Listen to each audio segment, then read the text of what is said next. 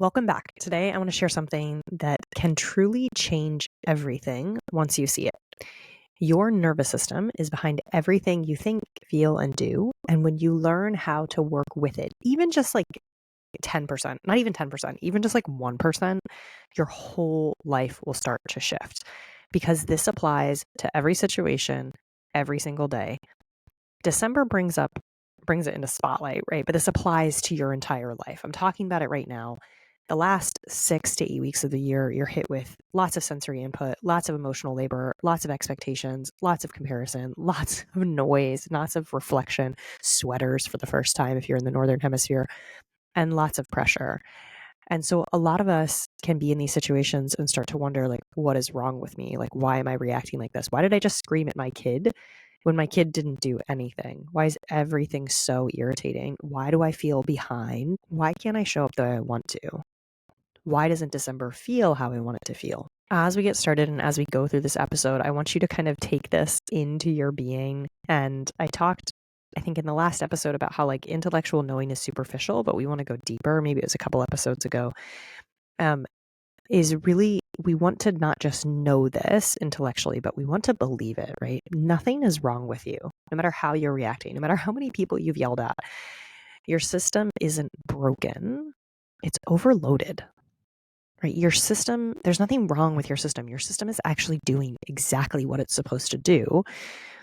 You're just not caring for your system, not again because there's anything wrong with you, but because nobody taught you how to care for your system, right? Like I never learned how to care for my nervous system. There was never a class in school. You know, they joke about like there should be a class around like finances and day-to-day like taking care of budgets and things like that. I mean, I think almost more important would be like nervous system regulation. Like, how do you meet and work with the emotions you feel every single day? Because if you can't do that, then you will continually be drug around trying to avoid emotions, trying to create emotions, trying to control other people, thinking that you're broken, looking in all the wrong places for the peace and contentment and the groundedness and the being the person you want to be. Right? You will look in all the wrong places and you will wonder what's wrong with you when in fact the answer is quite simple. Not always easy, but quite simple. Okay, so if your nervous system is kind of like a battery, when the battery is charged, you're in a more regulated space, right? You can think clearly, you can connect, you can make decisions, you can handle setbacks, you can hold conversations. You could also, I actually think about this. I'm not a computer science person, so I always hesitate to go to these places, but it's what comes up in my brain. It's like if you have recently updated a computer and the programs are closed and things are just like working and you get on and you like open a website or a program and it just like works, right? You open like Adobe Illustrator and like you don't have to sit there for 5 minutes. It just like happens. Compared to that's regulation compared to when maybe you haven't updated your computer, maybe you have a virus, maybe there are a lot of things running that are heavy on CPU usage and everything just feels really slow and like it's not working very well. That's when you're in activation into dysregulation. Dysregulation can feel like kind of a big, heavy word, and it's not that there's anything wrong with you. Those are just kind of the two sides of the coin. Activation might be a like gentler word to use there, but you can use whatever word you'd like to. So when you're in that space where your computer is kind of overloaded, everything feels harder, right? Small things take a very long time.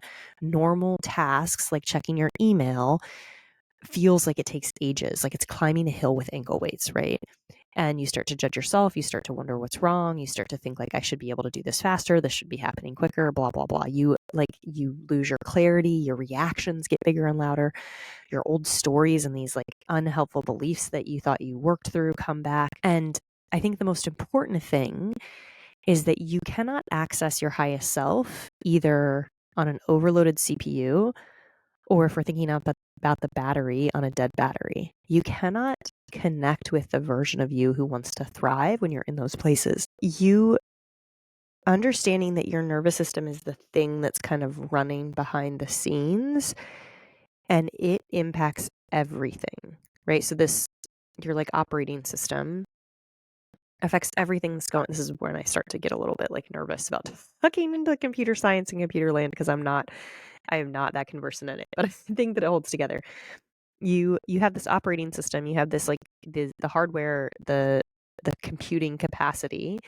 And those, if they're not taken care of, then it's very hard to do even very simple things on your computer, right? It's very hard to open your notes application to connect to your phone to see like that brilliant note that you wrote while you were walking, right? And this happens not because there's anything wrong with you, but because your system is because this is kind of how it's designed, right? It's actually, the system is required to keep you safe, to sequester energy in case there is an emergency, to give you little dopamine hits. This part of your system is, it's really, really, really wants to keep you safe, right? That's its most important job. And so when it feels like it's in danger, it feels activated, it feels stressed, it's not going to lend a lot of energy to this like creative, to painting, right? To creating something in that way, even to problem solving in a more logical way. It doesn't really happen. So let me give you an example. If my battery is low, or like I'm kind of overwhelmed, something as simple as taking a walk with my kids can be a minefield, right? They're moving too slowly. They're taking too long to get dressed. They're talking too much. I get kind of snappy and frustrated. I feel impatient. Why can't you just get your gloves on? Well, I'm 3 and it's like kind of hard to get my gloves on, right? Like obviously I know that. But when I'm not regulated, suddenly I can't handle the things around me. Noise feels too loud, right? My sweater feels too itchy. The collar of this one feels like too tight, right? And then inside I start to judge myself, right? I can't do this. This is so hard. I'm failing. Someone else would handle this better. I'm a terrible mom.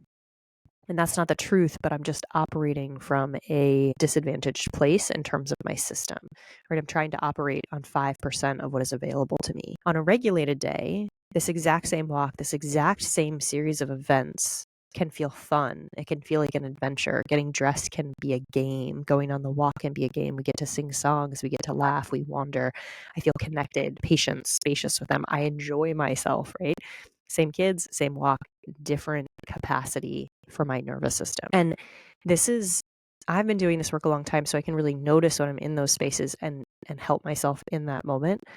But as you're tuning into this, really noticing when you start to feel stressed, when things start to switch over from that like fun mode to like crisis mode, or like happy person to angry person, or like what all those little changes, right? Because you get to go know your nervous system and help it like you might help a small kid, right, who's having a big emotional experience. And I love to think of my nervous system like this small version of me who doesn't know time, doesn't really know if it's an existential threat or a live physical threat, who really takes things at face value, and I get to work with them and validate them and make space for them in the moment. Okay, so most people, when we try and think and plan and decide with a drain system, most of us are doing this with an activated or drain system most of the time, right? Where most of us spend most of our time in some space of dysregulation, some space of activation.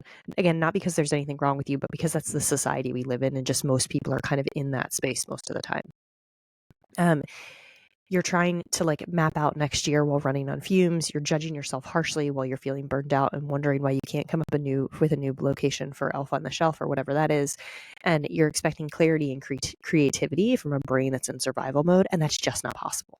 And you will still be able to get things done because you have a huge capacity, but it will be not as good as you think it will be.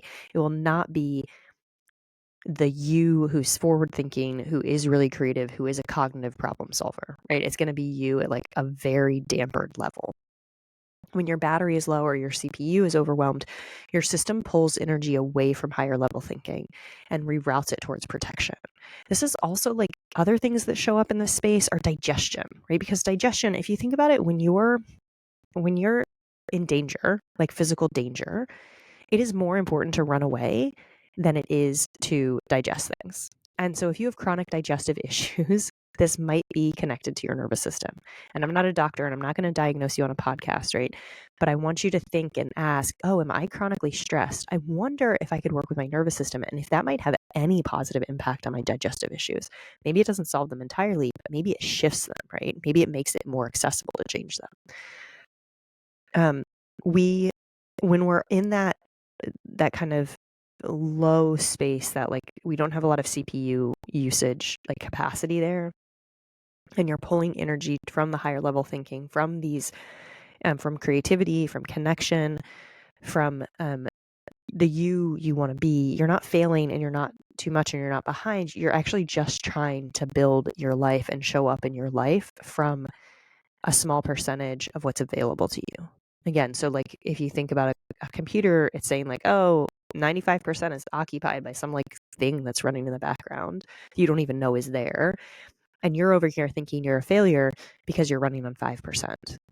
And the truth is, you're not a failure. You're just running on 5% because your brain thinks it's in danger. Your nervous system thinks it's in danger. The really amazing thing is you don't need to feel recharged to feel different. You don't need to you don't need a big retreat. You don't need a perfect morning routine. You don't need hours of meditation. In fact, if you introduce just a few minutes of breathing or tapping or some kind of practice that helps to regulate your nervous system, even just awareness of when your nervous system is in activation or dysregulation, tiny shifts will change your clarity, your patience, your self-talk, your choices, your relationships, your entire emotional landscape. You will be able to feel and process emotions instead of react to them. You will be able to recognize when you're activated, step back and ask, how do I really want to show up right now? Who do I really want to be? When you figure out your nervous system, you will figure out more of your life. And I know that sounds like a big promise, but it's like, I mean, regulation is just everything. And you don't even need to be perfect, right? I just said this, but I want to say it again. You don't need to be 100% regulated 100% of the time for this to work. You need to be 2% more regulated 5% of the time, right? And those are totally made up numbers. But you just like little shifts start to make a really big difference. Because when your system starts to determine when you're in regulation versus activation, it kind of decides what something is a threat versus not, what you can tolerate, what discomfort is okay for you, whether you feel hopeful or hopeless, when you say what you mean or you shut down, right? When you disconnect for people or you come and set a boundary, when you connect or protect, whether the path ahead feels possible or overwhelming, whether you're thinking, I've got this, or like, I'm for sure going to fail. So when you start to understand that it's your state, not your identity, you'll stop blaming yourself and start working with yourself. Or that's the option, right? Okay, so one thing that I talk a lot about breathing on here because it's generally a little bit easier to talk about. And I think taking slow nasal breaths is really powerful, diaphragmatic breaths, right? With slightly longer exhale, it can go so far. It sends messages through your vagus nerve to your brain that says, I'm okay right now. I'm okay. But you can also tap. And so I'm going to do just a little bit of tapping, right? And I tend to do brief tapping, which is just around the eyes. And on the collarbone. And so I'm if you're listening to this and not watching it, you can come over to YouTube and you can watch me or you can just listen to me. So I tend to when this comes up, like for instance with the walk thing, I talk to myself, right? So I say, "Oh, that right there is overwhelm. I'm feeling overwhelmed right now." So I'm tapping at the inside point of my eyebrow. Feeling overwhelmed is a completely normal human emotion. Then I tap on the side. Even though I feel overwhelmed, I can love and accept myself right now. I know that I am safe in this moment underneath the eye. And in fact, I'm open to coming back to regulation. I'm open to feeling something different in the moment. Overwhelmed isn't who I am. It's something I'm experiencing right now. At the collarbone, I accept myself compassionately. I'm willing to let this go, and I'm open to believing something different in this moment. And then I squeeze my wrist, I wiggle my toes, and oftentimes do that a few times. And it allows me to talk through what's happening, to describe what's happening in my body, to accept the emotion, to process it. And then the emotion moves through me, and I'm no longer reacting, right? I'm actually working with myself. So as you move through the rest of the season, you might start to ask yourself, what is my CPU usage at? What percentage do I have access to? What would it look like to regulate myself and move a little closer to that? Your nervous system is behind everything. And once you learn how to work with it, even just a little bit, your reactions will make sense. Your self-talk will soften. Your relationships will stabilize. Your decisions will get cleaner and clearer. You will start to feel more like yourself more of the time. And again, we're not going for 100%, 100% of the time. That's totally unrealistic. What you're going for is slightly more regulated, slightly more of the time. And any shift you can make will feel so much better in your life. If this is something that sounds interesting to you, there are two different ways you can go deeper. One is you can join me inside the Life Lab. We have weekly somatic sessions. We do coaching. We work through this, and you also get to understand the beliefs that are behind it. But then I also have a mini class called the 5-minute shift. And the 5-minute shift explains this again in another little, in a 30-minute class. It explains what is happening. You get a sheet to work through, and you also have a video where you get to process with me in real time. And people who use it love it, right? You have to actually use it. You can't just buy it and not use it. But if you buy it and you use it, it will change how you work with emotions in the moment, and you will get to the place where you can process an emotion in about 60 to 90 seconds. So that's called the 5-minute shift. We'll link it in the show notes. And again, if you feel called to coach together, come join me. Even if you don't want to do any of those and you just want to keep listening, you're here. Congratulate yourself for doing this work, for being here, and recognize that your life will start to get easier when your system starts to feel safer. Not when anything outside of you changes, but when your inside starts to feel safer. You have the power to shift it even a little bit, even in every single little moment. Okay, thanks for being here. I really appreciate you. I hope that your December is going swimmingly, and I will see you the next time I see you. Bye.